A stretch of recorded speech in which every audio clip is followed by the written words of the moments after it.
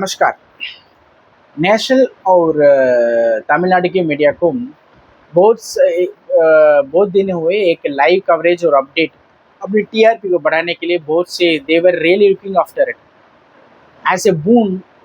उदयनिधि ने जो बात की थी अगस्त 4 को पब्लिक मीटिंग में कावेरी के वाटर इश्यू के बारे में जो पब्लिक मीटिंग हुई थी, उसमें जो बहुत ही घटिया बात की तमिलनाडु के सीएम जोसेफ विजय और एक्ट्रेस त्रिशा के बारे में, उस विवाद के बारे में हम बात करेंगे।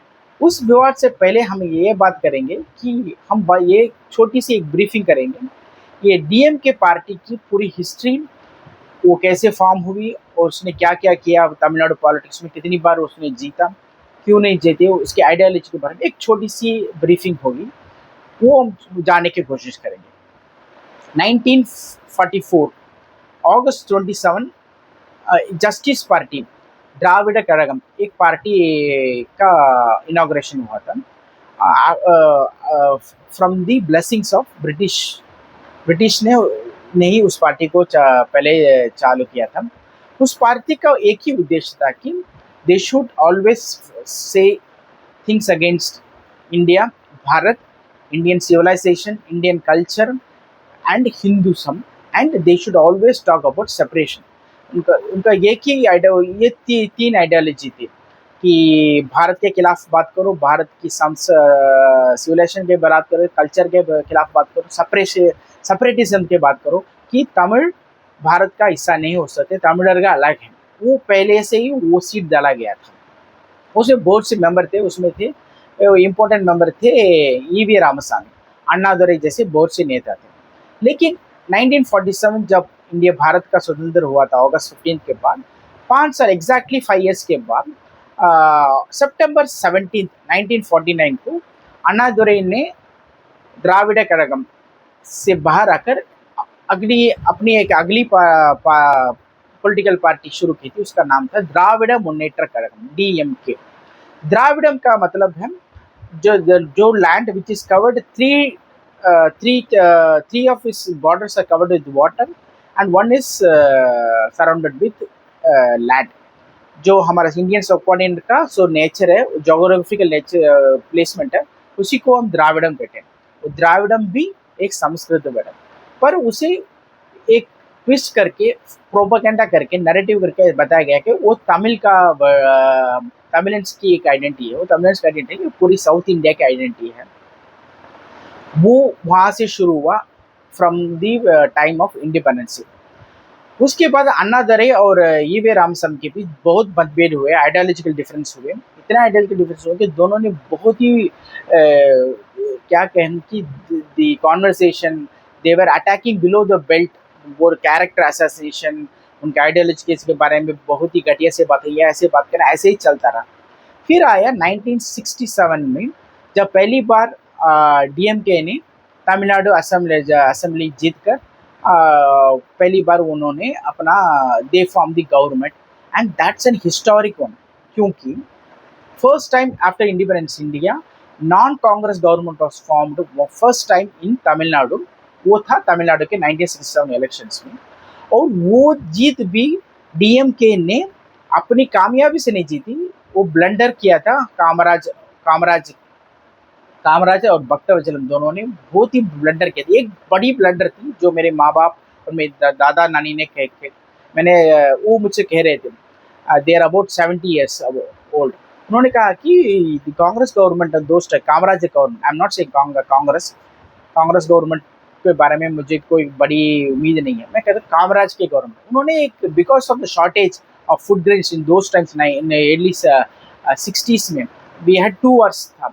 वी हैड 1962 चाइना वार था, उसके बाद 1965 पाकिस्तान वार था। इस वार से हमें बहुत ही इकोनॉमिकल इंस्टेबिलिटी, और we were not such, we were very poor country, सबको पता हम बहुत ही पुअर कंट्री थे उस समय। राइस का बहुत ही शॉर्टेज था। उन्होंने क्या किया कामराज और भक्तवचलम ने, कि राइस को सिर्फ रेशन शॉप में ही मिलने की एक गवर्नमेंट जियो पास की, विच वॉज ए ब्लंडर।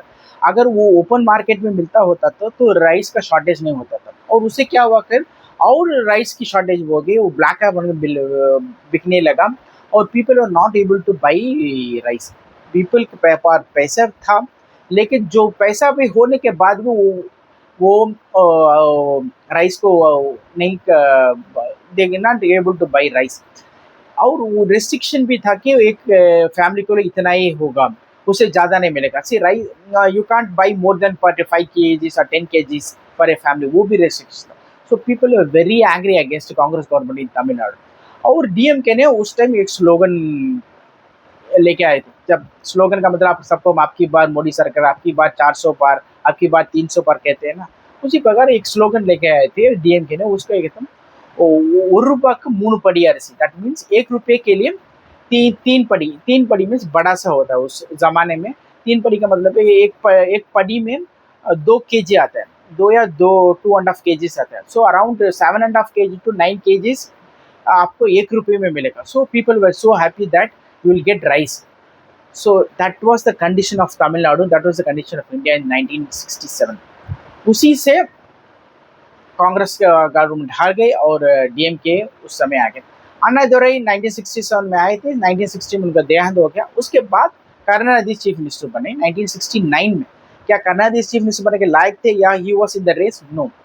उसके अन्नादुरई के बाद नंबर 2, नंबर 3, नंबर 4 में बहुत से काबिल और बड़े लोग नेता थे, लेकिन because of MGR influence Karunanidhi chief minister बने। एमजीआर उसके वो बने थे।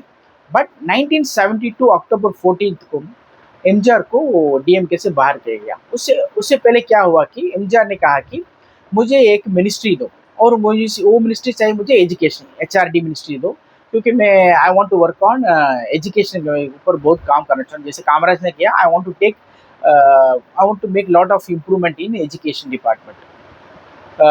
करुणानिधि ने वो नहीं दिया। उन्होंने कहा कि अगर आप मिनिस्टर बनना चाहते हो आपको सिनेमा छोड़ना पड़ेगा, वो कहा था। अगर करुणानिधि ने उस एमजीआर को वो मिनिस्ट्री दिए होते तो ही would have been the chief minister for next 20 years at least. There will be no competition. ADMK Athimuka would have never been formed. इसे कहते हैं ना, जब मंद बुद्धि हो जाती है, जब गर्व हो जाता है तो आपको मंद बुद्धि हो जाती है। वो brain stop making, stop working and coming to good basic conclusion भी नहीं, डिसीजन भी नहीं ले पाते। ये था अक्टूबर 14 को 1972 को एमजीआर को डीएमके से बाहर किया गया। 3 दिन के बाद अक्टूबर 17 को 1972 को एमजीआर ने कहा कि वो एक नई पार्टी बना रहे, उसका नाम है एडीएमके अधिमुका, अन्ना द्राविड़ मुन्नेत्र कழகம்। ये शुरू हुआ था। और 1975 में इमरजेंसी आई थी। 1976 में तब तक करुणानिधि और डीएमके ने इमरजेंसी के बारे में कुछ नहीं कहा। When 1976 मार्च में लगता है, आई am not sure about that, approximately after 1 year, when Indira Gandhi was about to take out emergency and conduct an election, just before एक मंथ के पहले करुणानिधि ने कहा हम भी इमरजेंसी के खिलाफ हैं, एंड इस गवर्नमेंट ऑफ डिसमिस। और उसी प्रोपेगेंडा और नरेटिव को कहते हैं हमने इमरजेंसी के खिलाफ किया, इमरजेंसी के खिलाफ किया। इमरजेंसी के खिलाफ किया होता तो जब emergency was declared, they should have raised their voice. They kept quiet. इससे ये पता चलती कि डीएमके कितनी डरपोक और कितनी कन्निंग पार्टी है। 1977 में एमजीआर ने उसके बाद पार्लियामेंट इलेक्शन भी हुआ, तो उस समय मोरारजी देसाई ने इंदिरा गांधी को हरा के प्राइम मिनिस्टर बने, एक कोलिशन गवर्नमेंट बना। 1977 में तमिलनाडु में भी अधिमुका एडीएमके ने फॉर्म किया, डीएमके को हरा के एमजीआर चीफ मिनिस्टर बने थे।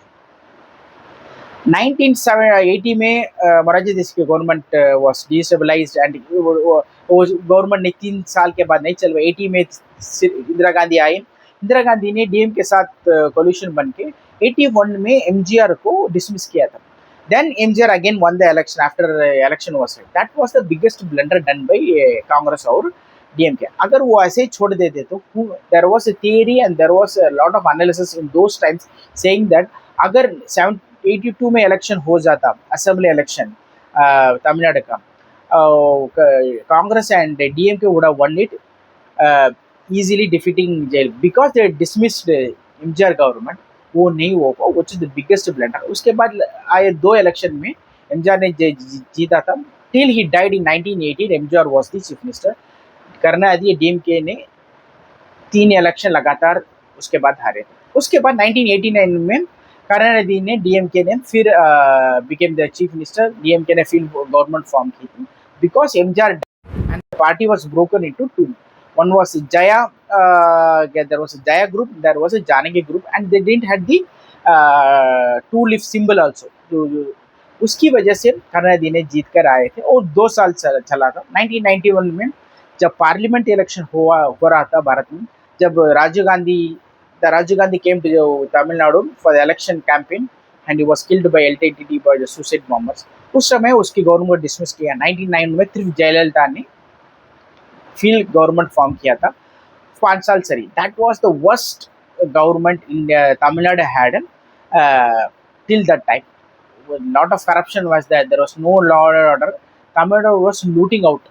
उसी वजह से 1996 में फिर करुणानिधि ने डीएमके ने फॉर्म किया था। One because of the blunder of ADMK and Jayalalithaa, DMK came to power, not because of the DMK's governance. And also Rajni ने उस इलेक्शन में डीएमके को वॉच दिया था। फिर अगेन 2001 में he lost and again Jayalalithaa came back. मैंने पहले भी कहा था, मैं एक दो मुख्य बात आपसे कहना चाहता हूँ। पीपल हु डोंट नो और follow Tamil Nadu politics, DMK has never won A consecutive election in its entire 75 years of its existence, और it has never won an election on its own, always won on the coalition। एक party collision करती है, एक उसके बाद ही alliance के द्वारा ही उसने गवर्नमेंट फॉर्म किया। It is never one an election on its own, या उसके पास गट्स ही नहीं था। 2001 से 2000 तक के बाद 2006 में again DMK came to power, but this time the first time in history of Tamil Nadu वो एक माइनॉरिटी गवर्नमेंट बनी कि लीडिंग पार्टी नंबर 1 पार्टी के पास सीट्स नहीं थे for 118 seats to form the government, उसके पास 96 थी। कांग्रेस की मदद से वो गवर्नमेंट चला गया। यहाँ पर डीएमके की इतनी कनिंग और कनिंग आपको पता होनी चाहिए। 2004 में and UPA 1 was at the centre, वहाँ पर कोलिशन में डीएमके के मिनिस्टर थे टीआर बालू और दैन कलानिधि मारन। जब यहाँ पर कोलिशन गवर्नमेंट थी स्टेट में, it did not allow Congress to be in the government. इसे कहते हैं कि बहुत ही कितनी कनिंग है। And it also show the carelessness and the incompetence of Congress. उस समय वो उनसे प्रेशर करके एक यहाँ पर भी कोलिशन गवर्नमेंट चलाना चाहिए था। what you say when you are a fool, someone could make use of it। उस समय का बहुत ही बड़ा करप्शन था, not only in Tamil Nadu, centre में भी। 2010 से आपको देखें तो बहुत से स्कैम्स निकल गए, right from Commonwealth, coal, Airtel के, कहाँ पर भी देखो वहाँ पर स्कैम थे। बैंक्स में स्कैम था। There was no department ministry left which was not defence में से which was left without corruption था। तो तमिलनाडु में दो बहुत बड़े मुद्दे थे। एक था law and order, absolute collapse of law and order, DMK के राउडी से डीएमके पार्टी के लोग यहाँ पर मान रहे थे। और दूसरा था इलेक्ट्रिसिटी प्रॉब्लम था। आपको बहुत ही ताजुब होगी, 2006 से 11 तक, I am talking about Chennai city में, around 2 to 4 hours every day there was a power cut, and about 12 hours power cut around Tamil Nadu every day। तो 12 आवर्स एक स्लॉट में नहीं था, या 2 और 3 स्लॉट्स में हर एक दिन पावर कट था। उससे हमें क्या हुआ कि we lost lot of MNC company, manufacturing companies, IT companies जो यहाँ पर बूम हो रहा था। Still we are doing well in IT and manufacturing, but वहाँ पे जो बूम हो रहा था वहाँ उस समय वो स्टॉप हुआ था। अदरवाइज वो lot of companies could have come to Tamil Nadu. Even though Tamil Nadu is the second most GDP and most important state in the head, we would have done better if DMK wasn't in power between 2006 to 2011। उस समय के electricity minister थे are काडे वीरास्वामी। उन्होंने ये भी कह दिया था, मे बी उनको आईबी रिपोर्ट आया होगा, कि इफ डीएमके लॉस इस इलेक्शन में हार जाती है तो उसका मुख्य कारण नहीं होगा, क्योंकि people were so fed up with the election, because basic need था। जैसे 1967 में जो बेसिक नीड था चावल, वो नहीं मिल रहा था। 2011 में बेसिक मुद्दा था लॉ एंड ऑर्डर और इलेक्ट्रिसिटी। उसके बाद 2011 में जयललिता ने जीता विद कोलिशन विद विजयकांत। उस इलेक्शन में सबसे अनदर हिस्टोरिक मूवमेंट हैपेंड कि first time there was no opposition party in Tamil Nadu. आज कहते हैं ना, there is no opposition party in Bihar, there is no opposition party in Maharashtra, there is no opposition party in other states ना। उसी तरह पहली बार यहाँ पर अपोजिशन पार्टी था। अपोजिशन पार्टी थी जो कोलिशन अलायंस में थी, विजयकांत की पार्टी डीएमडीए के, वो थी, वो 24 सीट्स जीत के आई थी। वो ही अपोजिशन थी और रूलिंग पार्टी रूलिंग कर रही थी। So that was again another such an shameful performance by DMK. और एक बात मैं और एक ऐड करना चाहता हूँ, 1991 में जब इलेक्शन हुआ था, जब जयललिता पहली बार जीता, उस समय डीएमके ने सिर्फ 2 या 3 सीटें जीती थी। एक जो और करुणानिधि ने उस समय और 5 years को वो असेंबली में नहीं आए थे डर के मारे। And again in 2011 when he lost, this party lost, he did not come to assembly. उससे क्या कहते हैं, जो जो जो वोट डाल के उस कॉन्स्टिट्यूशन के लोगों ने आपको वोट डाल के असेंबली में जाने के लिए गया था, you are dishonesting and disobeying and disrespecting those people. और डीएमके पार्टी कहती है इक्वालिटी के बारे में बात करती है, स्टेट ऑनर के बारे में blah blah blah, all the freedom of speech के बात करती है। इससे आपको पता चलता है कि डीएमके एक डरपोक पार्टी है। It doesn't have any guts, it doesn't have any ideology. Two things DMK always look up, उसके पसंद है, एक था पावर, दूसरा है मनी। उसके लिए वो कुछ भी करेंगे। उसका तो नॉर्थ इंडिया वाले को सबको पता है कि 98 से 2003 तक उसने बीजेपी के साथ हाथ मिला के it was running A coalition government. Now कब वो हिंदुत्व पार्टी या वो अनसेक्युलर पार्टी नहीं दिख रही थी। और आपको एक इंटरेस्टिंग बात भी बताऊंगा, 2014 इलेक्शंस में जब tide was against Congress and everybody know that BJP would come to power, but not with such majority of 272 seats, 282 seats. But उस समय मुझे लगा है फरवरी, I think in February, yes फरवरी 16 को, समवेयर 16 और 18 2014 को एक इंटरव्यू कर दिया था एक नॉर्थ इंडियन चैनल का। I think it was Times Now और something, I am not sure, Times Now या CNN को उसने दिया था। उसने कहा था कि when he knows that Modi is going to be the next prime minister next few months, Karunanidhi ने कहा था कि मोदी हमारे बहुत अच्छे मित्र हैं, I have very good relationship with Modi, this is on record, you can search and see that. हम तो एंड 2014 में they really broke up with Congress ने अलग यहाँ फाइट किया था, डीएमके ने अलग फाइट किया था, एडीएमके ने अलग फाइट किया था, और बीजेपी ने बहुत बड़ी एक कोलिशन अलायंस बना के यहाँ पर फाइट 7 पार्टी कोलिशन बना के फाइट किए, 2 सीट्स जीते थे उस समय। वो एक अलग बात, अब बात है डीएमके। 2016 में again DMK lost against Jayalalithaa. This time Jayalalitha made another history.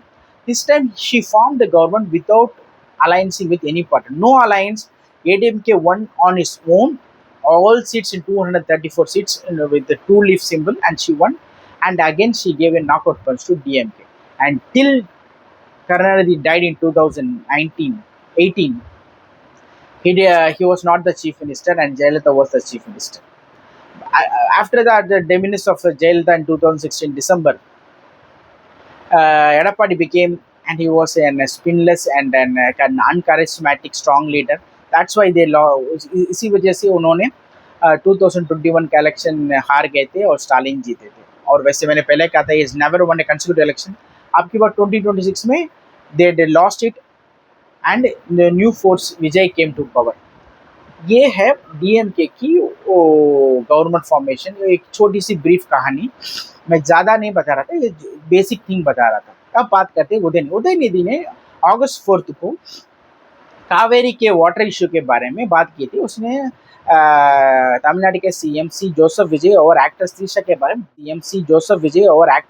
बारे में बहुत ही वल्गर बात की थी एक पब्लिक मीटिंग में।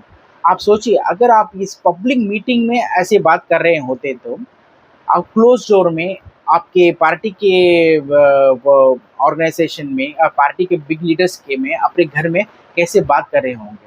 और वैसे मैं आप सबको बताता हूँ, नॉर्थ इंडिया मेरे दोस्तों को, कि ऐसी awkward गंदी बातें करना डीएमके डीएनए में है। It has been talking from 1944, ऐसे ही बात करते हुए। डीएमके और टीका का एक ही 3 आइडियोलॉजी है। मैंने पहले कहा ना, talk bad about women, talk bad about Hindus, talk bad about Brahmins, Hindus के बारे में बात करते हैं, talk bad about their opponent. It started from Nehru, Indira Gandhi and Rajiv Gandhi, जो आज पोल्यूशन में ना इनके बारे में बहुत ही घटिया बात किया, और कामराज के बारे में इतने घटिया बात किए हैं। देख, रेसिज्म का उदाहरण डीएमके के बारे में, उन्होंने उनके कलर के बारे में बात किया। कामराज को बताया गया था एक ये ब्लैक बफेलो और ब्लैक पिग के बारे के समान बताया गया था उस समय पब्लिक मीटिंग में। और एमजीआर के बारे में बहुत ही घटिया बताई, जयललिता के बारे में बहुत घटिया बात, सबको पता है। Jail as a woman she was been harassed in an assembly, Tamil Nadu assembly में उसको हरास किया था 1990 में। 1990 में उस समय जयललिता ने एक शपथ ली थी, आप सबको पता होगा, कि she will come again to the assembly as a chief minister until she will not come to the assembly. 91 में उन्होंने जीत के आए थे, ये एक अलग स्टोरी है। So the party is so vulgar, so I think DMK was worst then Congress and communist. आप बात कर रहे हैं ना, जो डीएमके 50 साल के पहले ऐसे ही थी। सो आज जो कम्युनिस्ट और कांग्रेस और अपोजिशन पार्टी है ना, उसका बाप है DMK. So this is DMK. So DMK के बहुत से, और मेरी माँ तो कहती, मेरे पिताजी तो कहते थे कि डीएमके के जो पब्लिक फंक्शन होते हैं, स्ट्रीट मीटिंग होते हैं, आज भी होता है। तो उस समय में I am talking about 1960, 17, 80, still 90s, वहाँ पर उतना मीडिया नहीं था, सोशल मीडिया ही नहीं था, सोशल मीडिया कहाँ से होगा। तो पार्टी के आइडियोलॉजी, पार्टी के बारे में तो रोड पे आके बात करते हैं, छोटी जगह पे एक छोटी सी एरिया में, रीजन में आके बात करेंगे। वहाँ पर they hired people who speak very vulgar about their opponent, इतनी घटिया बात करते थे आप सुन भी नहीं सकते। सो वैसे ही वो कल्चर आज भी है, उदयनिधि भी उसे फॉलो किया। दैट्स नथिंग न्यू और सरप्राइजिंग, ये तो उनकी डीएनए में और उनके आइडियोलॉजी में एक ही है। पर विजय ने उसे showed some guts arresting him, वो अच्छी बात है। पर विजय ने अरेस्ट किया था जब उनके बारे में बताया गया। Will he do the same when they talk bad about Bharat, when they talk bad about our culture, our civilization, our values, our dharma, Sanatan धर्म? वो एक बड़ा क्वेश्चन मार्क है मेरे हिसाब से। वो नहीं होगा, वो ऐसे नहीं करेंगे मुझे लगता है। Let's see what he does. इससे डीएमके का और एक बहुत बड़ा झटका मिला। I think its vote share will come down in the next election. It has not helped DMK because ये लाइमलाइट हुआ है, वो नेगेटिव, बहुत ही नेगेटिव फीडबैक है जनरल पब्लिक में, specially we talk about women. इससे एक बात तय होगी कि नेक्स्ट 2031 इलेक्शन में it will be between TVK Vijay versus DMK से उदयनिधि। यहाँ पर अन्नामलाई का स्पेस क्या होगा? Will he come as a third alternative और he will pull down Udhayanidhi and come up as an opponent in 2031? अगले 4 साल में पता चलेगा। मुझे लगता है कि Udhayanidhi will be in the third place, Annamalai will take his place, and he will be the principal opposition, not as a party, as an ideology. The clash will be between Vijay and Annamalai.